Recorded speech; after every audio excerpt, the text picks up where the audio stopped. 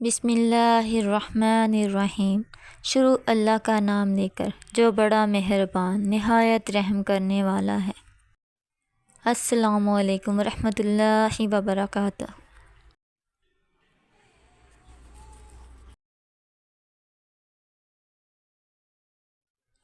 رسول صلی اللہ علیہ وآلہ وسلم نے فرمایا، ہر چیز کا ایک دل ہوتا ہے، قرآن کا دل سورہ یاسین ہے۔ جو شخص سورہ یاسین پڑھتا ہے اسے 10 قرآن پڑھنے کا ثواب ملتا ہے۔ آپ صلی اللہ علیہ وآلہ وسلم نے ارشاد فرمایا، قیامت کے روز خدا کچھ لوگوں کو چیونٹیوں کی شکل میں اٹھائے گا، لوگ انہیں قدموں سے روندیں گے۔ پوچھا جائے گا،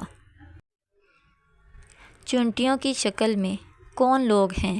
انہیں بتایا جائے گا کہ یہ وہ لوگ ہیں جو تکبر کرتے تھے۔